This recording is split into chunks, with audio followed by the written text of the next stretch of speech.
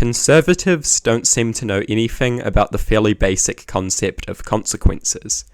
Sure, we had slavery less than 200 years ago, and segregation up until 60 years ago, but black people should just pull themselves up by their bootstraps.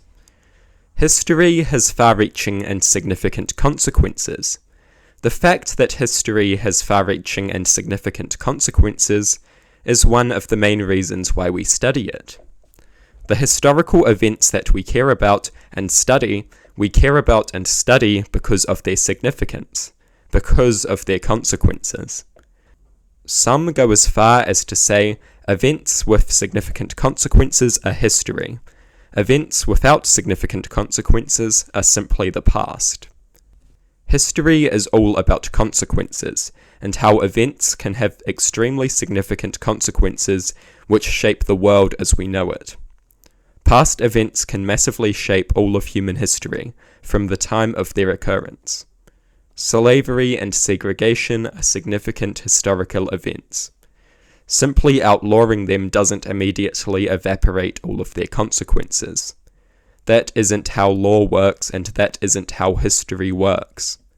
The social, economic, and political consequences reach out far into the future. We can't expect negative consequences to disappear unless we find effective remedies to the consequences themselves. A solution to the initial event or system itself won't put an end to those consequences. Other solutions must be found. A great many of those solutions are political. They relate to the governing of society. They relate to law. Conservatives love to pretend history doesn't have consequences. It does. People you see are not these purely free will-driven things which defy cause and effect and are untouched by their environment. People are as subject to cause and effect as anything else, and it is idiotic to pretend otherwise. People are incredibly susceptible to environmental influences. They shape us. History has consequences. Oppress and exploit people terribly in the past, and it will have far-reaching social and economic consequences, long after the initial event has been addressed. If a man gets his leg cut off and in response you criminalize the cutting off of legs, that isn't going to give that man his leg back. Another solution must also be found. A prosthetic leg, perhaps.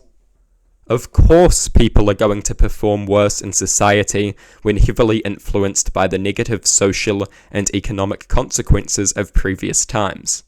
This is to be expected.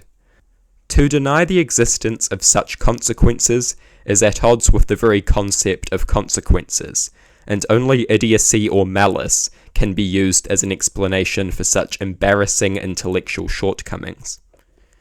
History has consequences. Centuries of oppression, exploitation, and inequality has consequences, and conservatism does not and cannot acknowledge it, because doing so would be at odds with the perpetuation of unjust hierarchy, which is conservatism's primary goal.